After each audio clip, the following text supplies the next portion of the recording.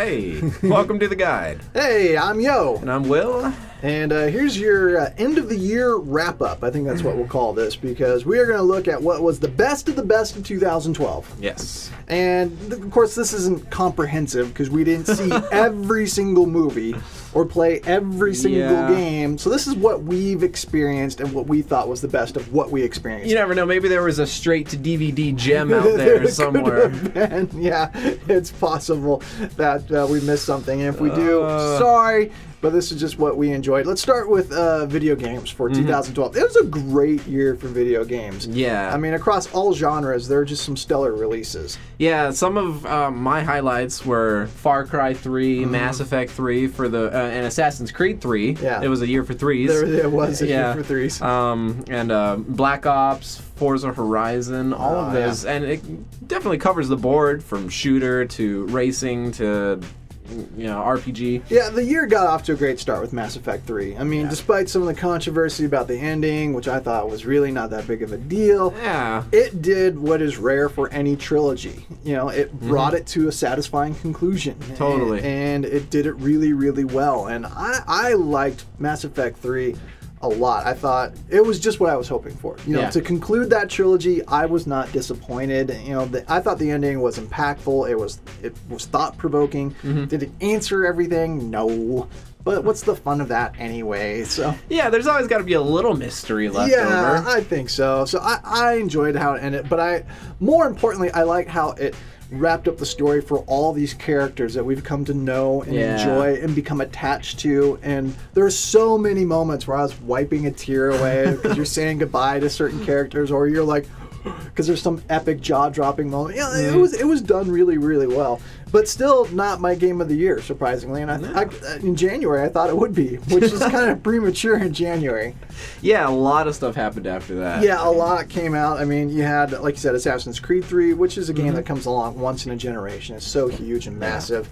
The ambition of it kind of exceeded the technology, but not terribly so. Yeah, and a lot of people playing Assassin's Creed 3 are probably still working through the storyline. I am. Yeah, because that game's huge. There's so much to do in that game. And then, like you said, Forza Horizon, I mean, great racers this year. Yeah. Need for Speed Most Wanted, taking nothing away from that.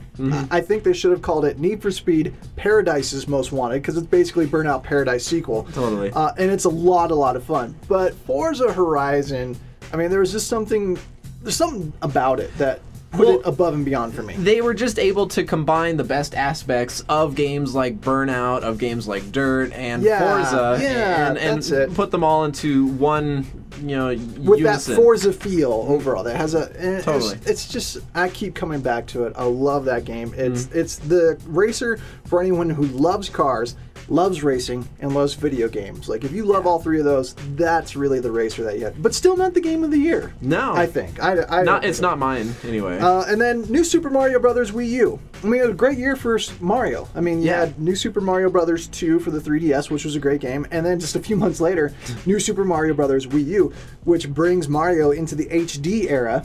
And it looks amazing. It's one of the more challenging Mario Brothers, so that old school gamers, hardcore gamers should appreciate that. And it's got some cool, features that takes advantage of the Wii U, especially like the Miiverse integration, where you can get little tips and hints from other people who are playing it, and they have like little posts and stuff. I mean, that works. I'm surprised. I enjoy it. I like seeing what other people are saying about the level I just played. Yeah, and it's nice Nintendo finally, dove into some new aspects for Super Mario. Yeah. It's not just the same thing that's been repeated before. Yeah, it's great. I mean, I've really, really enjoyed it. And like you said, it was a good year for shooters. Black Ops 2 and Far Cry 3. All the updates for Battlefield 3 kept it relevant. And then, of course, you had Halo 4. Right. Halo 4, for me, was the game of the year. Which is surprising for me, because I'm not a Halo fan. That is very surprising, because I don't remember you ever talking about Halo before Halo 4 came out. And that's part of the reason why I think it is the game of the year for me.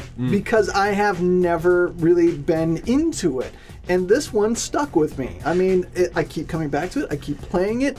It's awesome. Well, it's interesting because I've always been a Halo player since the first one, and it's my game of the year also because as a Halo follower, I guess you could say, it's kept up. The new Microsoft, the designers kept up with the series. They topped previous Halos in campaign modes. Who would have thought that 343 Industries would Yeah. come in and make a Halo game better than what Bungie did with all their efforts? No one expected that. Yeah. And bringing in some Call of Duty elements to the multiplayer with the loadouts and whatnot makes it more accessible for players like me, but still enjoyable for players like you. Yeah, it's a bit more generalized.